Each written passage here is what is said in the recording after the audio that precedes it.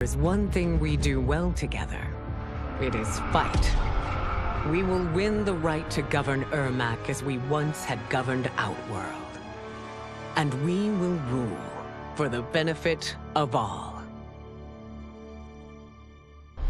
No sooner had Titan Shang Tsung been defeated than Bihan and his loyalists hunted us down. Outnumbered, we fled to Japan. There, we sought refuge from an old family friend. As children, we played together. But Harumi Shirai was a woman now, the head of her clan. Her strength, beauty, and intellect awed me. Also incensed by Bihan's betrayal, Harumi agreed to help me forge a new clan, one that would stand against him and defend Earthrealm. Her aid proved invaluable, and as time went on, we grew closer.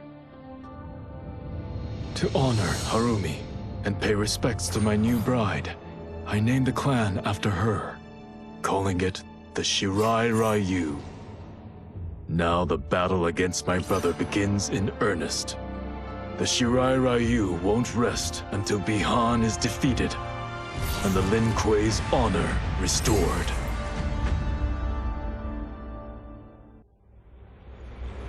I had broken the Lin Kuei free of Liu Kang's enslavement. We were now masters of our destiny and could take our place among Earthrealm's great nations. But taking and holding territory would require a vast army. I needed more fighters to make our presence felt. Then I recalled Shang Tsung's dragon warriors. An army of them would be unstoppable. But trafficking in such strong magic would surely draw Liu Kang's attention. Sector advised that we avoid detection by building our army using science, not sorcery. We've invested much into this endeavor, and we are beginning to see results. Once again proving the depths of Sector's genius. When we are done, all of Earthrealm will honor our desires and heed our demands. If not, they will face the Lin Kuei's wrath. Kuai Liang and I were working hard to build our new clan. But even with the help of his close friend Harumi, it was difficult. The biggest problem was finding the right initiates. Then, one night, while walking outside Harumi's compound, I was attacked. I thought at first it was a Lin Kuei assassin, but his strikes were too uncertain, too angry. My attacker, it turns out, was a boy. Homeless and hungry, his assault was born of desperation. He needed money so that he could eat. It was like looking at myself 15 years ago. I would have ended up just like him if the Lin Kuei hadn't taken me in. So I took the boy to Kuai Liang, who also appreciated his fire. We made him our first initiate. The boy's name? Hanzo Hasashi. I couldn't believe that Liu Kang welcomed me in Earthrealm, or that he thought me worthy to study with his Shaolin masters. After a lifetime of wishing for one, I finally had a home. But my joy was tempered as I thought about Serena. My shadow sister was still under Quan Chi's yoke, and she deserved a life free of him as much, if not more, than I. Quan Chi and my other sisters proved tenacious, but they were no match for my blade. I snatched Serena from them. Then Liu Kang helped me break Quan Chi's spell. Her mind free of his influence for the first time in years, Serena chose to join me in Earthrealm. My sister and I once again fight side by side. Only now we do so for Earthrealm.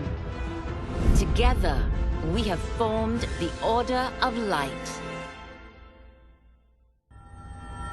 While the regime had changed, little else had.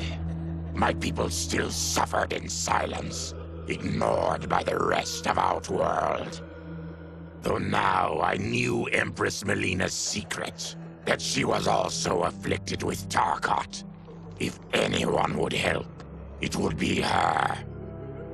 But how to get an audience? Syzoth. He was the Empress's new emissary to the Zaterrans. I asked him to introduce us. At great personal risk, he agreed.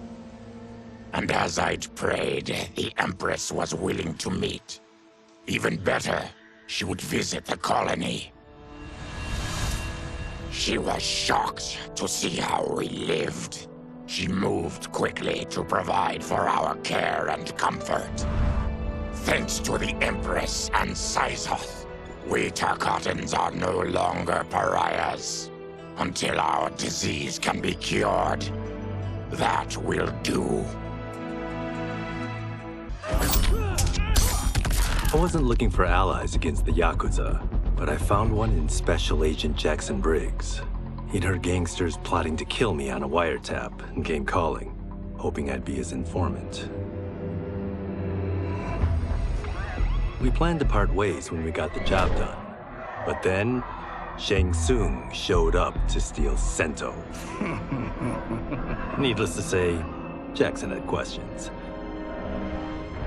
It blew his mind to hear that the stories in Johnny's movies were real. Once the shock wore off, Jackson quickly sized up the threats Earthrealm faced. To deal with them, he got his bosses at the FBI to form the Outworld Investigation Agency. When he asked me to sign on, I hesitated. After all, me? A government agent? But it's an important job. And more importantly to me, an honest living. General Shao's revolt left Outworld's armies in tatters. We were vulnerable to enemies both foreign and domestic. That's why my sister asked me to take command, to stitch her military back together and purge Shao's loyalists within it. She trusted only me with the task. The soldiers, however, had little faith.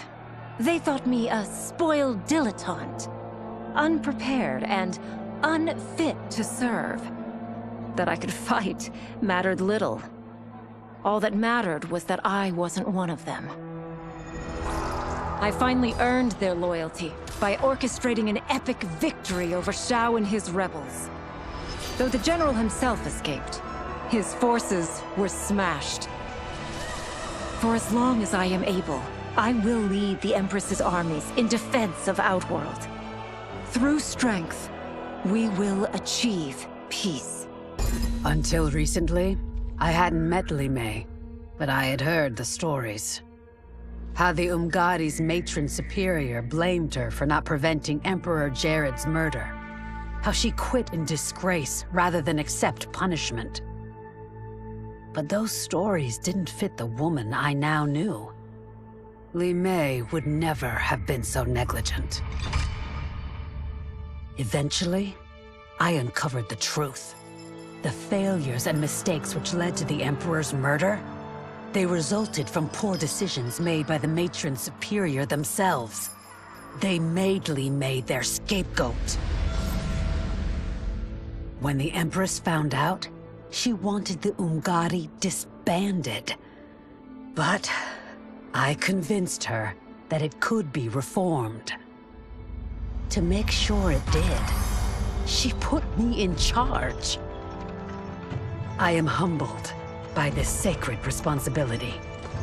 The Umgadi, my sisters, they are my life. I will not let them be brought down by the acts of a selfish few. Though the barriers between timelines had been rebuilt, there was no question that they could again be broken. Protecting this timeline would require eternal vigilance, so that it could not fall victim to further outside aggression. But nothing in my countless lifetimes had prepared me for this task.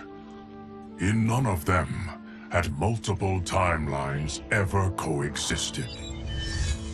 Monitoring them for threats was an entirely novel problem. It would require a novel solution. I discovered that though the timelines no longer touched, their meeting had left them intertwined. I can now secretly surveil all timelines, keeping watch for potential danger. It pleases me to do this service for the new era. Lord Liu Kang may rest assured that it is secure.